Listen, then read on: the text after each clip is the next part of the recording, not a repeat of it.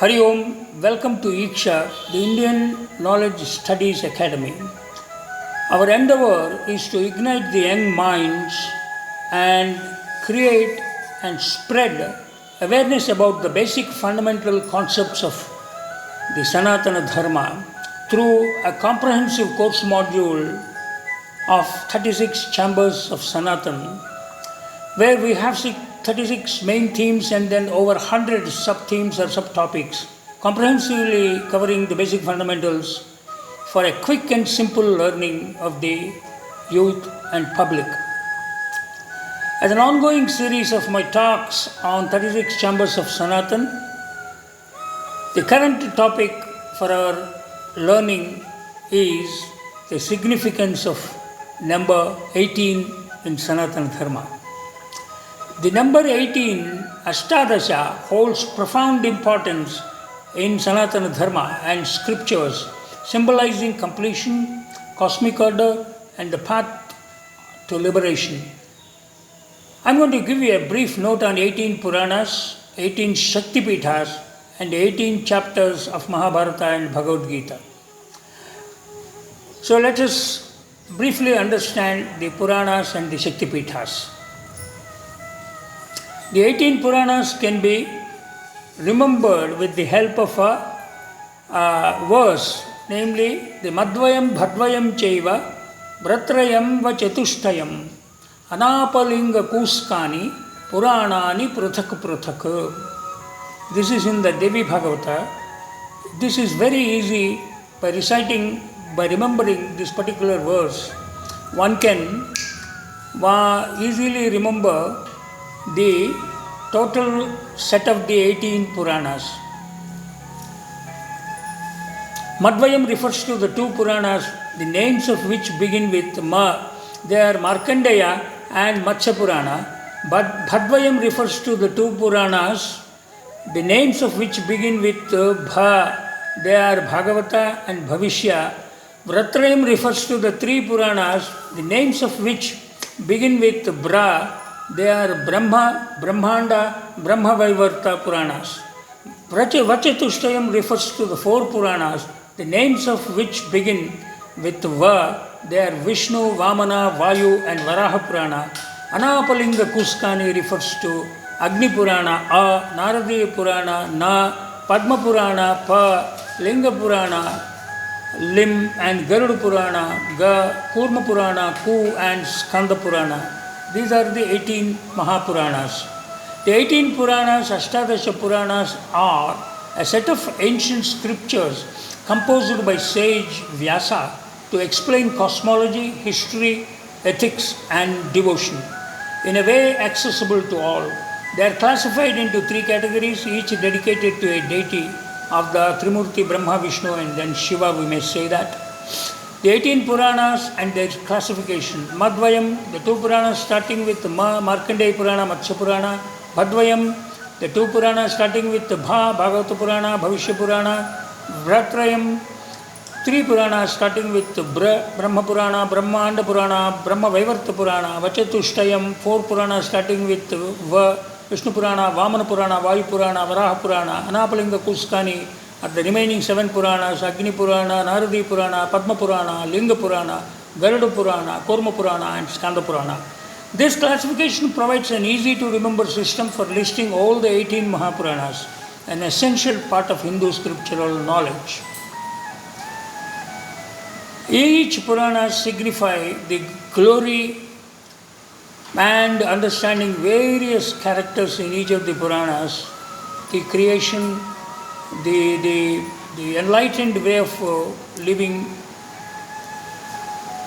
in each of the Puranas. The next topic is the 18 Shaktipithas.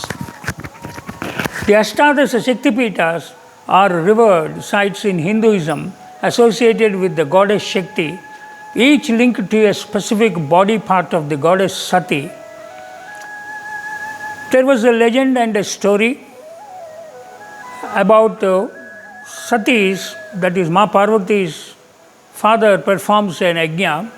Because of the feud between the son-in-law and the father-in-law, the Lord Shiva and then the Daksha Prajapati, Lord Shiva is not invited to the yajna, but in spite of that, Sati insists on attending it, and it so happens that because enraged by the non-invitation of Lord Shiva, the Pramadaganas go there and then they destroy the yajna performed by Daksha Prajapati. And because of the insult created to her husband, Sati could not bear it, and then she jumps into the fire, and and her body is thrown or just gets spread across the country in 18 places. Various body parts are spread across various, because she is embodiment of the Shakti and the energy. Each one of the body part, wherever it has fallen, has become a Shakti Pitha. That is the legend behind Shakti Pithas, corresponding with the body parts and their significance. Sri Lanka, Lankayam Shankari Devi, body part is groin. Significance represents the strength and fertility. The goddess is revered for her nurturing qualities, providing protection and blessings to devotees. Kamakshi Devi, Kanchipuram, body part is back, symbolizes support and stability. The goddess is worshipped for her grace, love, and the ability to fulfill desires. Shrinkala Devi, Pradyumna, body part is stomach, represents nourishment and abundance. The goddess is associated with fertility and provision of sustenance to her devotees. Chamundeswari Devi, Mysore, hair symbolizes beauty and femininity. The goddess represents strength, courage, and the victory of good over evil. Puruhutika Devi in Pithapuram, Andhra Pradesh, left hand, associated with action and capability. The goddess is worshipped for her blessing in health and protection. Jogulamba Devi in Alampur, Telangana, body part is upper teeth, represents strength and ferocity. The goddess is associated with overcoming obstacles and evil forces. Brahmaramba Devi in Srisailam, again in Andhra Pradesh, body part is neck, symbolizes communication and expression. The goddess represents wisdom, power, and protection. Mahalakshmi Devi in Kolhapur, Maharashtra, body part eyes, represents perception and awareness. The goddess embodies wealth, prosperity, and abundance. Ekavira Devi in Nanded, Maharashtra, the right arm is the body part, symbolizes strength and protection. The goddess is worshipped for her ability to defend and empower her devotees.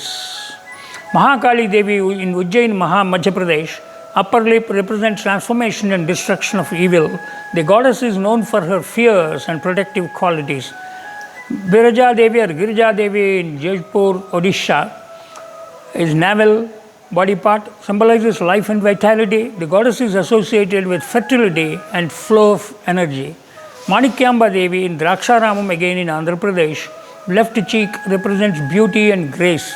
The goddess is revered for her nurturing aspects of blessings for well-being.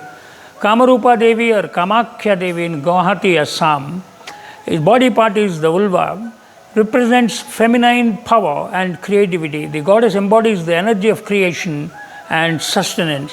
Madhaveshwari Devi in Prayaga, Uttar Pradesh, Prayagraj, body part or fingers symbolizes action and dexterity. The goddess is worshipped for her blessings in work and endeavors. Vaishno Devi in Jammu and Kashmir, Jwala Kshetra, the body part is head, represents knowledge and wisdom. The goddess embodies the protective and nurturing qualities of the divine feminine. Vishalakshi Devi in Varanasi, Uttar Pradesh, the body part is the wrist, symbolizes connection and flexibility. The goddess is worshipped for her blessings in various aspects of life. Devi Saraswati in Kashmir, body part is right hand, represents knowledge, learning, and the arts. The goddess is associated with wisdom and creativity. Last but not the least is the Sarvamangala Devi in Gaya, Bihar. Breast symbolizes nourishment and care. The goddess is revered for her nurturing qualities and blessings for overall well-being. The Ashtadasha Shakti Pithas reflect a profound connection between the goddess Shakti and the physical body, illustrating the significance of the divine feminine in various forms. Each site holds immense spiritual power and is a focal point of devotees seeking blessings, strength, and protection. By honoring these Shakti Pithas, Devotees connect with the goddess's nurturing, protective, and transformative qualities, reinforcing the importance of the divine feminine in Sanatana Dharma or the Hindu spirituality. The 18 Parvas, chapters of Mahabharata. The Mahabharata, composed by sage Vyasa, is one of the greatest epics of Hindu Dharma and world literature. It consists of 18 Parvas, or the chapters of the books, which narrate the history of the Kuru dynasty, the great war of Kurukshetra, and the philosophical wisdom of the Bhagavad Gita. The Adi Parva, the book of beginning, introduces Kuru dynasty, birth of Pandavas and Kauravas, stories of sage Vyasa, Bhishma, Kunti and Karna, the Lakshagriha, House of Lag incident. Significance: it lays the foundation for the great war and its moral dilemmas. Sabha Parva, the book of the assembly hall, describes the Mayasabha, grand palace of the Pandavas, the game of dice where Yudhishthira loses everything, Draupadi's humiliation in Kaurava's court. Significance is the greed of Duryodhana and the start of injustice. Vanaparva, the book of the forest or the Aranyaparva, the Pandavas spend 12 years in exile. The Yaksha Prashna riddle contest between Yudhishthira and the Yaksha. Arjuna receives divine weapons from Indra and Shiva. Significance: the patience, resilience, and dharma. Fourth is the Virata Parva, the book of Virata. Pandavas live in disguise in King Virata's kingdom for 1 year. Duryodhana tries to uncover them but fails. Arjuna defeats the Kauravas using the celestial weapons. Significance is the intelligence, strategy, and survival. Udyoga Parva, the book of efforts. Krishna attempts to negotiate peace, but Duryodhana refuses. Arjuna chooses Krishna as his charioteer, while Duryodhana chooses Krishna's army. Final preparation for the Kurukshetra war. Significance highlights the fate versus free will and the cost of war. Bhishma Parva, the book of Bhishma. The Kurukshetra war begins. Bhishma leads the Kauravas' army but refuses to harm Pandavas. Bhagavad Gita is revealed by Krishna to Arjuna. Bhishma is struck down by Arjuna with Shikandhi's help. Its significance is it teaches selfless duty and devotion to dharma, both jnana, karma, and bhakti yogas. Drona Parva, the book of Drona. Drona becomes the commander of Kauravas' army. Abhimanyu is killed in the Chakravyuha formation. Drona is killed by Drishtadryumna through deception. Demonstrates sacrifice, war strategy, and tragedy of war. The eighth is the Karna Parva, the book of Karna. Karna takes command after Drona's death. Arjuna and Karna engage in a fierce duel. Karna is killed by Arjuna following Krishna's guidance. The significance shows loyalty, destiny, and the consequence of past actions. Shalya Parva, the book of Shalya. Shalya becomes the commander of Kauravas. Bhima kills Duryodhana in a mace fight. Kaurava army is completely destroyed. It emphasizes the courage and the end of adharma. Sauptika Parva, the book of the night raid. Ashwathama, Kripacharya, and Kritavarma attack the Pandava camp at night. Draupadi's sons, Upapandavas, are killed. Ashwathama releases the Brahmastra, but Vyasa stops it. Significance is it warns against revenge and uncontrolled anger. The 11th chapter is the Stree Parva, the book of the women. Gandhari and Kunti mourn the dead. Gandhari curses Krishna, leading to the destruction of the Yadava dynasty. Shows the pain of war and the suffering of women. The 12th is the Shanti Parva, the book of peace. Yudhishthira becomes king but is reluctant to rule. Bhishma gives teachings on Rajadharma, duties of a king. Significance focuses on righteous governance and moral dilemmas. Anushasana Parva, the book of instructions. Bhishma continues his teachings on dharma, includes the story of Vishnu Sahasranama, 1000 names of Vishnu. Significance guides on ethics, charity, and spiritual discipline. 14th is the Ashwamedha Parva, the book of the horse sacrifice. Yudhishthira performs the Ashwamedha Yaga or Yajna to establish his rule. Arjuna fights various kings to complete the Yajna. Symbolizes victory, restoration of peace, and duty and the dharma. Ashramavasika Parva, the book of the hermitage. Dhritarashtra, Gandhari and Kunti renounce the world, they leave for the forest and attain moksha, teaches detachment and renunciation. Mausala Parva, the book of the clubs, Krishna's Yadava dynasty is destroyed due to a curse. Krishna and Balarama leave the world and leave their avatara. It signifies the impermanence of life and destiny. The Mahaprasthana Parva, the book of the great journey, the Svargarohana is the next Parva. Mahaprasthana Parva, Pandavas renounce the world and journey towards the Himalayas. Draupadi and brothers fall along the way except Yudhishthira, represent the final journey toward liberation, moksha. The last but not the least is the Svargarohana Parva, the book of ascension to heaven. Yudhishthira reaches heaven and sees Kauravas there. He realized that all actions have consequences and dharma leads to ultimate peace. Teaches the concept of karma, heaven and moksha. To conclude, all the 18 parvas of the Mahabharata symbolize the struggle between dharma and adharma, war, righteousness, devotion, knowledge and liberation.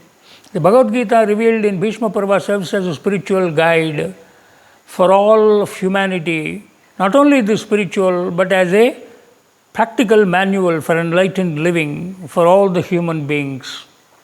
Understanding these 18 parvas helps us apply the timeless wisdom of the Mahabharata in our own lives. The 18 chapters of the Bhagavad Gita, part of the Mahabharata Bhishma Parva, chapter 23 to 40 is a spiritual dialogue between Lord Krishna and Arjuna on the battlefield of Kurukshetra. It consists of 18 chapters and 700 verses covering various aspects of dharma, yoga, devotion, self-realization, jnana, bhakti and karma yoga. Each chapter is called yoga, meaning the path to union with the divine. The first one is the Arjuna Vishada Yoga, the yoga of Arjuna's despondence. Sankhya Yoga, the yoga of knowledge. Karma Yoga, the yoga of action. Jnana Karma Sannyasa Yoga, the yoga of knowledge and renunciation of action. Karma Sannyasa Yoga, the yoga of renunciation of action. Dhyana Yoga, the yoga of meditation. Jnana Vijnana Yoga, the yoga of knowledge and wisdom. Akshara Parabrahma Yoga, the yoga of the imperishable absolute. Rajavidya, Rajaguhya Yoga, the yoga of royal knowledge and royal secret. Vibhuti Yoga, the yoga of divine glories. Vishwarupa Darshana Yoga, the yoga of the vision of the universal form. Bhakti Yoga, the yoga of devotion. Kshetra Kshetrajna Vibhaga Yoga, the yoga of the field and the knower of the field. Gunatraya Vibhaga Yoga, the yoga of the division of the three gunas, Sattva, Rajas and Tamas. 15th is the Purushottama Yoga, the yoga of the Supreme Divine Personality. The 16th is Daivasura Sampad Vibhaga Yoga, the yoga of the divine and the demonic natures. The 17th is the Shraddhatraya Vibhaga Yoga, the yoga of the threefold faith. And 18th is the Moksha Sannyasa Yoga, the yoga of liberation and renunciation. It summarizes all paths, karma, jnana, bhakti and jhana yoga. Krishna says, surrender to me alone. I will free you from all sins and give you liberation. Ananya Sintayanto Mayam Ejana Paripasate and Sarva Dharman Parityajya Mamekam Saranam Vraja Aham Tva Sarvapapabhyo Mokshayishyami Masucha. That's what he says on 18th chapter, 66th verse. Teaches the final path to liberation, moksha, through surrender to God. The 18 chapters of the Bhagavad Gita offers a comprehensive guide to life, duty, devotion and liberation. By studying and applying the Gita's teachings, one can lead a life of righteousness, wisdom and inner peace. Thus, we can understand the significance of number 18 in the Sanatana Dharma. There are many other aspects of 18, but I have briefly covered to give you the basic fundamental concepts about the significance of number 18 in Sanatana Dharma. Till we meet next time with another interesting topic, wish you a great learning. Hari Om.